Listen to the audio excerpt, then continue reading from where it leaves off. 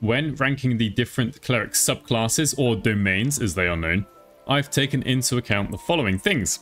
And it's actually mostly from this column here. So I've taken into account the level 1 features, which are all a little bit different, what their channel divinity is and what it does, the level 6 subclass feature, the level 8 subclass feature, the domain spells, which we get at levels 3, 5, 7, and 9, and lastly the multi-class potential, which obviously isn't listed here. The reason I've chosen these is because I think they best represent the biggest differences between the domains, and I will not be ranking the cleric as a class in general. The rankings I'm giving are purely relative to the other cleric domains and not the subclasses of any other classes out there. Before I carry on, I do understand that there are some problems with having this sort of ranking. So first of all, I've given an equal weighting to each of these things here, and some of you would quite rightly argue that perhaps the level 1 feature is more important than the level 8 subclass feature. Secondly, this inevitably includes my own preferences and biases. Thirdly, although there is going to be a first, second, third place, etc., each of the domains has a different use. So if you wanted a melee-based cleric, even though I really like light clerics, I'm not going to pick a light cleric, am I? I'm going to probably pick a war cleric. Fourthly, I haven't taken items into account, and I also haven't taken into account party composition, which can make a big difference to which of these you pick. And lastly, do you know what? This is a bit of a silly endeavor, trying to seriously put numbers onto these sorts of things. And so the idea of this ranking video is to make you think about what you want from a cleric in your party and give a rough guide to the subclasses. There is no definitive objective ranking that can be made, and I would suggest that you don't trust anyone who claims otherwise. I'm going to go through the domains in order of lowest to highest rank, so you can use the timestamps at the bottom to find your way through if you just want to get to like the 3rd, 2nd, 1st place. So I'm going to be using this sort of radar chart. So in 7th place, I don't think this is going to be a surprise to almost anyone, is the Trickery Domain Cleric. So for the level 1 features, I gave it a 2 out of 10, Channel Divinity 4 out of 10, level 6 features 3 out of 10, the level 8 feature 5 out of 10, the domain spells a 6 out of 10, and multi-class potential a 1 out of 10. So its combined score out of a maximum of 60 is 21, which is pretty damn low. So let's go through these things. So to the Trickery Domain Cleric. So level 1 features are lacking so much compared to so many of the other domains out there. We get Blessing of the Trickster, which is unlimited use, and you can grant advantage on stealth checks to another creature, but it basically kind of sucks at the higher levels because of concentration. So sure, you could cast Greater Invisibility on someone and then Blessing of the Trickster to give them advantage, but there are other ways to get advantage on stealth checks. And it has to be another creature. I just don't think this is that useful for most of the game. Often you can avoid stealth checks altogether by staying out the cones of vision. That doesn't cover every single situation, but yeah, this just isn't very useful at all. Their Channel Divinity is Invoke Duplicity, which again is concentration, which isn't good on a cleric. They've got enough spells to be concentrating on as it is. So you summon an illusion to distract your enemies. You and your allies receive advantage on attack rolls against a creature if both the attacker and illusion are within 3 meters or 10 feet of the enemy, which sounds great, but at the end of the day, it only has a limited number of hit points, and enemies do attack it. So we can cast it. I'm not in combat, but as soon as it takes a hit, it disappears. And I find it doesn't last more than about a round. So you might get 1 or 2 attacks with advantage, but the enemies hit it and AoE will destroy it, pretty much. It has some uses. If you're low on spell slots at the lower levels in particular, it's probably slightly better because there are fewer spells to concentrate on, but at the higher levels, it just sees no use. And we can't move it around with a bonus action like we can in tabletop, which makes it even less useful. At level 6, we can turn ourselves invisible,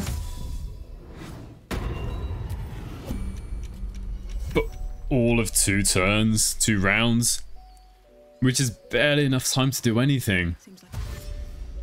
I mean, maybe it's fine to get out of trouble if in combat, but I don't know. It takes a Channel Divinity charge, although Channel Divinity does replenish on a short rest, so maybe you can get some use out of it. But when we have invisibility potions, which last 10 turns, or the invisibility spell, there are at least 2 rings that give invisibility. There's greater invisibility. I just think there are better ways to become invisible.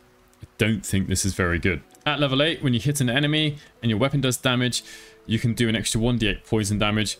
And of all the types of damage, this is like the worst type of damage to do because it's resisted by so many things. Sometimes enemies are outright immune to poison damage. And also Trickery Domain Clerics probably aren't doing their weapon damage that much anyway. Then let's have a look at their domain spells. which of these spells up here, always prepared. Charm Person, I don't like. You may as well use Friends if you're going to use Charm Person. Disguise Self is fine. You can get a ring that buffs when you're disguised. You can use Disguise Self to help you around some parts of the game. No problem with that at all. Pass Without Trace. You get a +10 bonus to stealth checks. It's okay. I don't tend to use this myself, mostly because of the concentration element. And again, I'm mostly outside vision cones. Perhaps with greater invisibility, sure, you can have some great character with that. But outside of that, I'm not using it that much. Mirror Image, that's okay. Increases the armor class. That's fine to have on a cleric. We don't get this on a cleric otherwise. Stow Curse, I don't tend to use this that much. I don't rate it very well. Fear is good. And also, Fear isn't a cleric spell either. So this is actually one of the better spells that Trickery Domain clerics get. Polymorph is fine. This can be put to great use. Dimension Door, useful to always have prepared and not have to use up one of the prepared slots for. And it isn't a cleric spell either. Seeming, I don't particularly care for this. It's Disguise Self but for the whole party, but I rarely need a whole party disguised. 1 or 2 places in Act 3 to get into some holes that only the short races can, but otherwise, I don't really care about Seeming that much. Dominate Person, that's fine to have, but in general, I prefer the cleric spells, I think, to most of these. I think the winner here probably is Fear, because you get it quite early in the game, and just as a reminder, not only do the enemies start running away from you if they fail a wisdom saving throw, but they drop their weapons. And lastly, multi-class potential, I just don't really see any. There's nothing good about the Trickery Domain Cleric that I want in another class. The level 1 feature, all it is this buff, and that's it. I just don't care about it. I do not want this on another class. I don't get any extra proficiencies in skills or armor or weapons or anything, and the Channel Divinity is just not good enough to take 2 levels in. I don't think, do correct me if I'm wrong, I don't think online I've seen any multi-class Trickery Domain Cleric build out there, and I don't think it would be easy to make a good one that works. So yeah, really unimpressed with the Trickery Domain Cleric, and I see people lament online that Shadowheart is initially a Trickery Domain Cleric, and people do respec her out of it because you know what, it's just not that good. Alright, in 6th place I've got the Nature Domain Cleric. So much happier with the level 1 feature, got a 5 out of 10. Channel Divinity is a 2 out of 10. Then the level 6 and 8 features and the domain spells I've given a 6 out of 10. And the multi-class potential of 4 out of 10. So faring a bit better than the Trickery Domain Cleric, but not a whole lot better, to be honest. The total I gave them was a 29. So at level 1, you get heavy armor proficiency. This will link to the multi-classing later, which is really cool because then we can use any of the armor in the game on this cleric. And it's nice to have multiple people who are proficient with heavy armor because there are some great heavy armors out there. We also get a proficiency in either animal handling, nature, or survival. I'd probably go with survival to help find chests, and then a cantrip from the druid cantrip list. Pick whatever you want. I'd probably prefer Shillelagh or Thorn Whip because they're really not available to clerics. They're quite unique spells. So yeah, no, I'm fairly not impressed, but I'm much happier with the Nature Domain level 1 features, especially compared to the Trickery Domain Cleric. And hopefully by seeing this, you can see how bad the Trickery Domain Cleric's level 1 features are. Then we get the Channel Divinity though. Oh, this is almost as bad as the Trickery Domain Clerics. Channel Fey Magic to charm nearby beasts or plants for 10 turns. There just aren't that many beasts or plants to charm, and throughout most of the game this is just completely pointless. I don't really know when I would actually use this. Kind of sounds cool, and there are some beasts and plants in all the acts I think, but again, compared to some of the other Channel Divinities we're going to come across, this is just honestly just lame. It's just not good at all. At level 6, when you or an ally gets hit with basic elemental damage, you can use a reaction to halve the attack's damage. It gives resistance to one of these for 1 attack, 1 source of damage. It's okay. It's nice that it can be any of these, and it can be an ally or the cleric themselves. It does use a reaction, but I find that most clerics aren't using their reactions that much anyway, so it's nice to have something to do with your reaction. Then at level 8, when you deal damage, you get to choose whether you deal additional cold, fire, or lightning damage. And it's nice to have this choice. We can make enemies vulnerable to cold and lightning damage, so, you know, there's always that benefit. And then the domain spells makes us feel like a druid, basically. So we get Speak with Animals. It's a ritual, it's good, but unfortunately, in a sense, we can get Speak with Animal potions very easily anyway, so we're not really gaining too much by having this. And there is one race that gets this also. Animal Friendship, don't like it, never use it. I don't think it's a good domain spell. Barkscone, same thing, especially since we can't Wild Shape. I just don't think it's very good. Then we get some nice spells. Spike Growth is good for the level we get it at. Sleet Storm, great control spell. Plant Growth, another good control spell. Dominate Beast kind of suffers from the same Channel Divinity thing, as there just aren't that many beasts around. It's okay, but again, there are other things to be concentrating on. Grasping Vine, this got a bit of a buff at some point, but it's still just a bit crap, to be honest. It's now got 26 hit points, but its armor class is 13. It can go down so easily. And what can it do? It can just grasp targets towards them. So let's have Tavermen there. Once per turn, it can do that. For a level 4 spell slot, I wish I had a different domain spell. Insect Blade, good. Wall of Stone. I've never really found much use for this. People have told me uses before, but I just end up using other things. Because, well, it's a level 5 spell slot and concentration. I'm probably going to use Insect Plague instead most of the time. So yeah, nothing really exceptional for the Nature Domain Cleric there. Kind of feels a bit like a Druid without the wild shape. I'd probably rather just be a Druid if I'm honest. Okay, in 5th place, I put the Knowledge Domain Cleric. So the level 1 feature, I give it a 4 out of 10. Channel Divinity, a bit higher now. We've got a 7 out of 10. Level 6 features, just a 3. Level 8 features, 9 out of 10. Domain spells, a 7. And multiclass potential, just a 4 out of 10. I will say with the level 8 features, this is one of the downsides. I probably shouldn't give this equal weighting to the other parts here, because a lot of these features are just to do with either cantrips or weapon attacks, which when you get to the high levels, you're doing fewer and fewer of, I would say. So at level 1, you gain proficiency in a choice of 2 of the following skills. They are intelligence-based skills, and also you become expert in them. I'd probably pick Arcana for sure. The other 3, I don't particularly care about. In my skill tier list, I put these 3, History, Nature, and Religion. I can't remember exactly, but very low down. Knowledge of the Ages. Gain proficiency in all skills of a chosen ability, much like the Githyanki skill, except because this depends on a Channel Divinity, by the time we're at high levels, we can actually do this multiple times. So perhaps when you're in lots of conversations, this could be your party face. Knowledge of the Ages, Charisma. So now I did give this character a 14 in Charisma, but got a +6 to each of these checks. It's not the highest, they're not an expert, and you can get expertise on other characters, especially from feats. But it's good as a backup at least. And maybe while you're wandering around, exploring around, you want Wisdom to spot traps and or hidden chests. And since you're a Cleric, you've probably got a high Wisdom. There we are, +9 than all of these. So yeah, I kind of like that. And unlike the Githyanki, we can change it multiple times for a long rest, or as many Channel Divinities as we have, which come back on a short rest, back up to 3, so we can change it 3 more times. So at level 6, we can use a Channel Divinity to detect thoughts. I'm not a big fan of that, to be honest. There is a necklace that can let us do that. There are potions, there are scrolls, there are spells.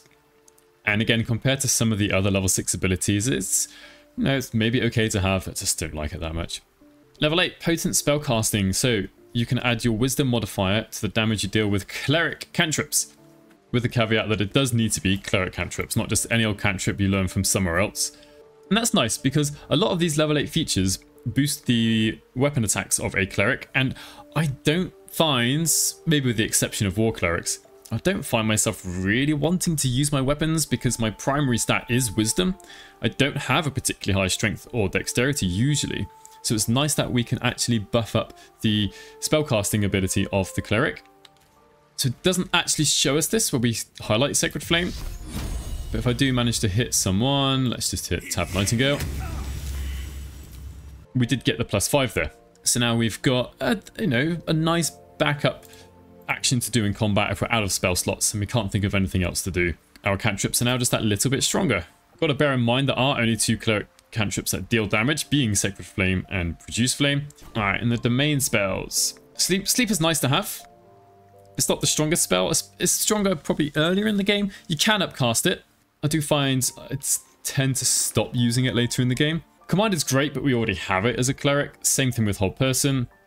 Calm Emotions. This is kind of nice to have always prepared and not use up one of my choices, because there are times I wish I could have this, or I've been frightened and I just don't have it prepared. Slow is good. I like slow. Not available to Clerics normally as well, which is nice. Unfortunately, it is concentration. Speak with Dead. I suppose that's okay, but there is a necklace for this and we can get this from looking at a certain book in the game. I don't think this is necessarily all that great. Then we get Confusion, Otterluke's Resilient Sphere, Dominate Person, and Telekinesis, none of which are Cleric spells, so it's really nice to have the ability to cast these. Unfortunately, they're all concentration spells, Now, they are used in different situations for different purposes. So generally, I'm kind of happy with the Knowledge Domain Cleric spell list here, their domain spells. And it's almost like we're being like half a wizard here, because these are mostly wizard spells and sorcerer spells. Then as for multi-classing, yeah, not that great to be honest. Having knowledge of the ages is nice though, if you want to make some sort of like skill monkey, someone who's really good with lots of skills. Especially if you make them a Githyanki knowledge cleric, then you can get proficiency in a lot of skills. And you can choose which ones you have proficiency in every long rest, or every time you use Channel Divinity actually. It's not even every long rest. But outside of that, I'm not really looking to multi-class into knowledge domain here. So for me, these first three domains kind of are in their own bottom tier together. I rarely take them, and I never multi-class into them. And it's mostly because we've got these other 4 domains available to us. And I don't think I said earlier, but the total from the Knowledge Domain Clerics was 34, which is another step up from Nature, which is a massive step up from Trickery Domain. So in 4th place next, we have the Life Domain Cleric, kind of the classic cleric, the stereotypical cleric. And we can see here that from the radar diagram that actually, especially compared to this, much better. So level 1 features, 8 out of 10, Channel Divinity 9. Level 6 feature, not so great at 5. The level 8 feature at 6 out of 10, domain spells are 6, and multi-classing is 7 out of 10. And the total for the Life Domain Cleric is 41 out of 60. I think it's starting to get respectable.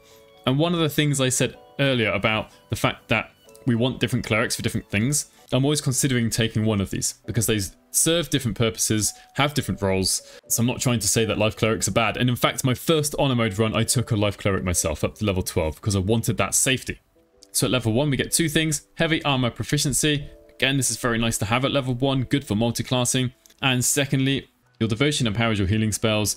When casting a healing spell, the target regains additional 2+ spell level hit points. So if you're casting Healing Word, they gain the normal healing from Healing Word plus 2 + 1 because Healing Word is level 1 spell. So an extra +3. And this is nice. So like Mass Healing Word not only heals everyone within range, gives them their 1d4 plus your wisdom modifier plus 5 hit points. So you can really heal people up much better. Recently, I did make a video on a healing build. And one thing I did say, and it's kind of well known, is that healing itself isn't actually that great. It's usually much better to just kill the enemies and heal afterwards. The healing we can do, even with a Life Domain Cleric, is often, not always, but often outclassed by the damage done to us, especially the higher levels. Anyway, the level 1 feature I think is good. Their Channel Divinity is amazing because it restores 3 times character level, not cleric level, worth of hit points. So again, for the multi-classing aspect, if you take 2 levels in Life Cleric, once your character level is level 12, you can use this to restore 36 hit points to all allies within range. For better or for worse, I made Lae'zel a Life Cleric. So here's Preserve Life.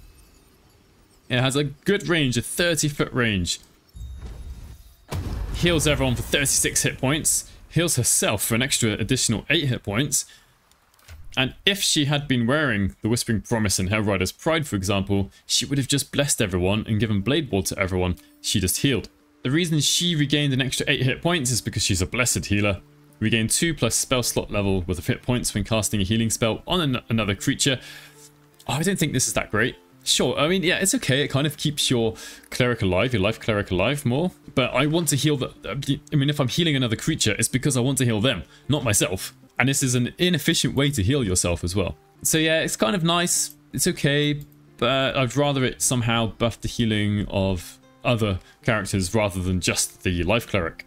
At level 8, they deal radiant damage with their weapons damage. Of all the types of damage, this can be one of the best. There are enemies who are vulnerable to radiant damage. But the better thing about this is that there are some items that give debuffs when you deal radiant damage. So this is one extra way to do that. Now onto their domain spells. The Life Cleric is unique in that all of its domain spells are on the Cleric spell list, which is kind of both a blessing and a curse. It means you can prepare more Cleric spells, which is good. Sometimes it can be difficult to choose which Cleric spells you want. But the downside is it gives us nothing unique, nothing new, nothing special. So yeah, I don't particularly care too much for these domain spells. What I do like having always prepared are some of these ones that I wouldn't usually in the Hope don't have to use, like Lesser Restoration, Revivify, Beacon of Hope, Greater Restoration. It's nice to have those on hand. But at the same time, like the opportunity cost in a sense is I don't have any other spells here that I've always got prepared. And then yeah, for multi-classing, they get the heavy armor proficiency, which is good. I like that. And if we take them to level 2, they get an awesome channel divinity. And if you multi-class them with another class that has healing, so maybe paladins, druids especially, since druids have a wisdom modifier for their spell casting also, maybe bards, you can improve the healing of those other classes. So although the life cleric is kind of only in 4th place, it is just like the most cleric there could be, which I think is kind of fitting that it's in the middle for me. We've got some other variants, other domains that are kind of worse than what a cleric can be, pure cleric can be, and other domains that are, I think, potentially better. Now, I will say the top 3, the difference in the totals is so slim anyway, you could easily swap them around. So as a reminder, the total for the life cleric was 41. Third, second, and first place was 48, 49, and 50. So as I was saying earlier, it's a bit of a problem giving them an actual ranking because I'm going to use these top 4 different domains for different purposes. It's not that number 1 is so much better than number 4. It just does different things. Anyway, on to third place. We've got Tempest Domain Cleric here. So, level 1 feature, 8 out of 10. Love it. Channel Divinity, 10 out of 10. The first 10 I've given, I think. Then the level 6 and 8 features, just a 6 out of 10. Domain spells, an 8 out of 10. And multi-class potential, 10 out of 10. Not just one 10 out of 10, but 2. So what makes Tempest Domain Cleric so good? Right. First of all, heavy armor proficiency. I love it. Martial weapon proficiency. Not necessarily the best thing in the world, but I just love having proficiency in all these different things. Alright, so far so good.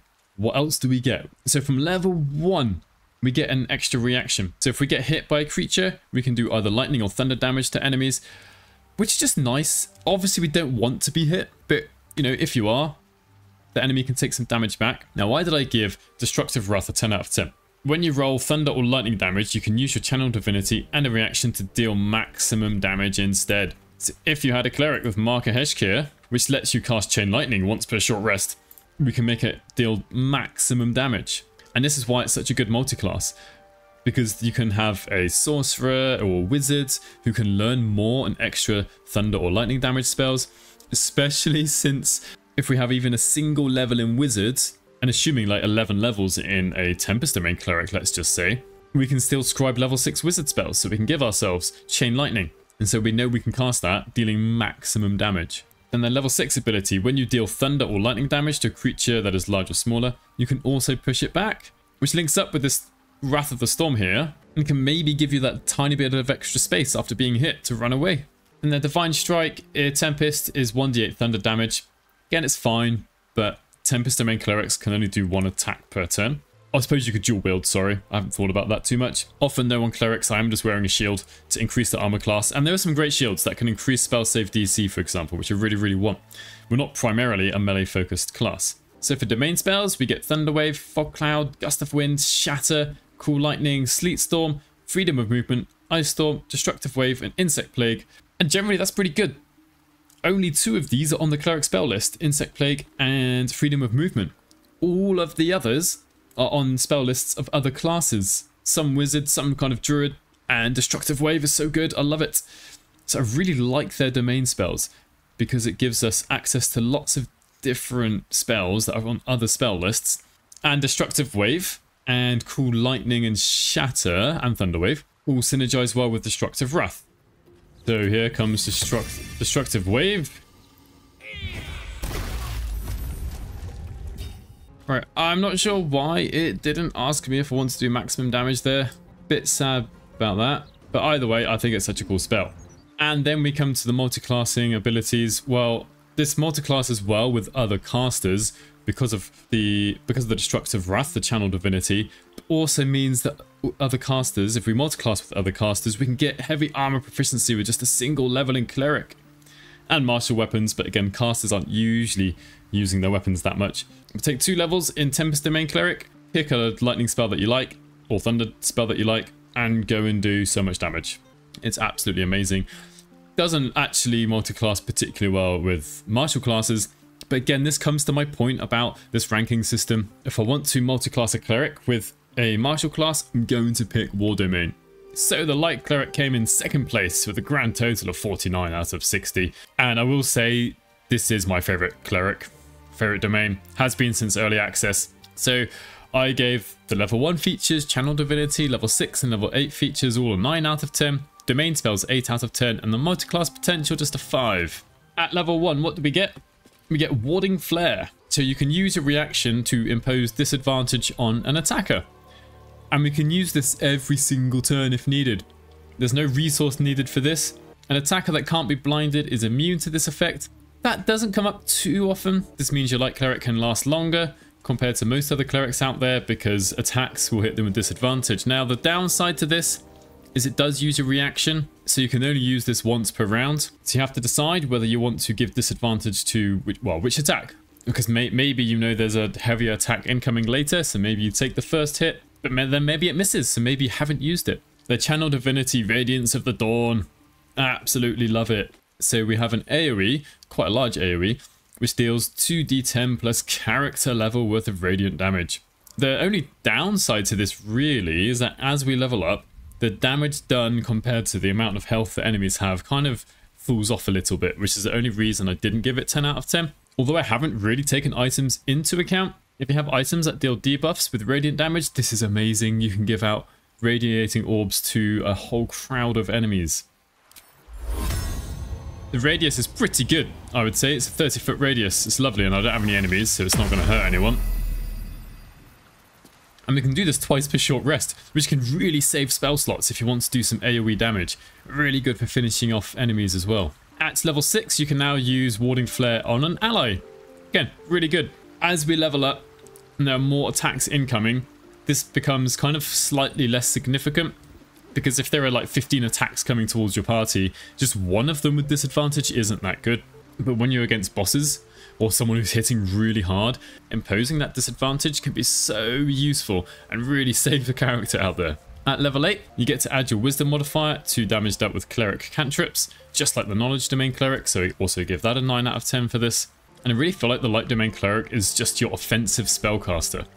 Now the domain spells, we get an extra cantrip, which is a cleric cantrip, but it means you get to choose more cantrips from the cleric cantrip list. We get Burning Hands, which is, it's okay, I guess the level we get it at. It can be upcast, but there's usually a better choice to do damage if you want to do damage, such as Radiance of the Dawn. Fairy Fire it's okay, it's fine, it's not a cleric spell, which is nice. I'd probably, most of the time, rather cast Bless than this, but it's nice to have it. Scorching Ray, great for dealing damage. Flaming Sphere, good for dealing some damage and absorbing damage. It is a target on the battlefield. Unfortunately, it is concentration, so maybe we won't use it that much. Daylight has its uses, can give disadvantage to Dwergar and certain undead. Fireball, great, amazing, nice offensive spell. Guardian of Faith, this is a cleric spell already. Wall of Fire, this is cool.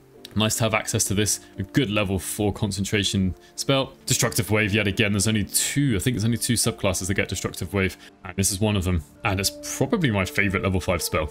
And lastly, Flame Strike. Again, it's a cleric spell, so it doesn't offer anything additional, but it's just a lovely source of damage. So yeah, almost all of these are offensive spells. And as I talked about in my healing build video and with a life cleric, it's usually better in this game to kill enemies rather than try to out-heal them. So having access to all of these damaging spells, plus Radiance of the Dawn, is just so good. The one thing that lets the light cleric down is the multiclassing aspect. Now it does benefit from these first 2 levels. Having Warding Flare is just great. Really good on any character who's going to be taking lots of attacks. And it could be any character, right? Using a reaction, sorry, you've got disadvantage. Perhaps you're not going to hit me. And then Radiance of the Dawn is based on your character level. The damage is based on your character level. So even if you've only got 2 levels in Cleric, you can deal a decent amount of damage. And it's a great way to give out Radiating Orbs. It's guaranteed. Even if enemies make a successful saving throw, they still take some damage. Which leaves just a single domain left for first place, War Domain. I'm sure you worked that out as soon as you saw the second place. So level 1 features, 10 out of 10, which kind of links into the fact its multiclass potential is very good. Channel Divinity and level 6 features, I gave it an 8 out of 10. The level 8 feature, a 9. Domain spells, a 6. And yeah, the multiclassing is a 9 also. This is your martial based cleric. So at level 1, what do we get? First of all, we get heavy armor and martial weapon proficiency. Brilliant. Love having that heavy armor proficiency, as I've been professing throughout this video. And then what makes it so great? War Priest. You get an extra resource that no other clerics get. We get the War Priest extra attack charge, and If you make an unarmed or weapon attack, you can use up one of these charges to make an additional attack as a bonus action. We get 3 at level 1, and it goes up as we go through the levels. So straight from level 1, you can now, 3 times per long rest, get 2 attacks in a turn. And this is strong. This is really good. There are very few subclasses that throughout the entire game that give extra attacks as a bonus action. Now it does use a resource, so it's not unlimited, so you do have to be careful, but it's so good. The Channel Divinity, gain +10 bonus to your attack roll. I don't know if I like this more than I should, but being able to basically guarantee a hit at some point when you need it is just so good. When there's an enemy so close to dying and it's their turn next, am I going to use my Channel Divinity for that? Heck yes I am. I'm going to make sure I don't take any more damage. And this synergizes really well with the fact that it is a martial based class. It is a weapon based class. And this synergizes very well with the fact that we are going to be using weapon attacks quite a lot as a war priest or as a war domain cleric. Then at level 6, and I love this, you can then use the same thing but on an ally. So if you've got a fighter, you can make sure they hit with maybe their battle master. Maybe you just want to get your paladin to hit to make sure they can smite to finish off that enemy. Go ahead. The one thing this can't do is cause critical hits, sadly, because you need a natural 20 for that, but it's still so good. And we can see as we're leveling up at level 5, you get 4 charges of the War Priest extra attack. At level 8, you go up to a total of 5. And at level 8 also, once per turn, when you hit an enemy with a weapon attack, you do an extra 1d8 of that weapon damage. And the thing is here, with the War Domain Cleric, we will be using weapon attacks, so we will be getting lots of use out of this. Unlike most of the other clerics with their weapon attacks, at least those that get a bonus to weapon attacks, I don't know how much I'm going to be doing that. But with a War Domain Cleric, I am going to be doing that. And then for the War Domain spells, we get Divine Favor, which is okay. The problem with a lot of these spells is they require concentration. So this is okay. Your weapon attacks deal an additional 1d4 radiant damage, but it only lasts 3 turns. And on the turn it's cast, you're only going to get 1 attack out because you've already used your bonus action to cast this spell. So you're not going to get a huge amount of extra damage from it. Shield of Faith is fine, but again, the concentration element means maybe I'm not always going to cast it. Spiritual Weapon is good, but this is a cleric spell already, as is Shield of Faith. I love the idea of Magic Weapon, but the fact it's concentration just means I won't be casting it that often. Crusader's Mantle, I quite like this if I've got at least 1, preferably 2 other characters who are using weapon attacks, because then you get lots of this radiant damage being dealt out. Freedom of Movement is already a cleric spell. Stone Skin, I don't like this. The concentration element isn't that useful. Hold Monster, that's fine, that's good. Flame Strike, fine and good. And Flame Strike is a cleric spell already, but Hold Monster isn't on the cleric spell list. I mean, overall, I'm not that impressed by these spells. They're not necessarily bad. Oh, sorry, got Spirit Guardians as well. But about half of them are already cleric spells, and the other half are pretty much concentration. So just don't know how much I'm really going to be getting out of them. And as for multi-classing, it's absolutely amazing. Just even 1 level in War Domain Cleric can really buff up a martial class. Whether that's Fighter, Paladin, Ranger, potentially even a Rogue if you wanted to. A Thief, you've got 2 bonus actions anyway. And you only need 1 level really. But 2 levels is nice. Got to remember, for example, Fighters get their 3rd attack at level 11. So taking 2 levels in War Domain Cleric would negate that extra attack. The War Domain Cleric works so well for a multi-class. Its total was 50 out of 60. But as I've been trying to say, you know, this isn't some hard and fast sort of ranking. This is just to give a general idea of what each domain is good at and maybe not so good at. And yeah, these top 4 here just fill out different roles. So let me know what your favorite cleric domain is. Which of these have I underrated or overrated? Please give a reason why. Don't take everything I say as gospel. Don't let it affect your playthroughs too much. I just hope the information I've talked about has been useful for you. Thank you very much for watching. Thank you to all the members of my channel, and hopefully I'll catch you in the next one.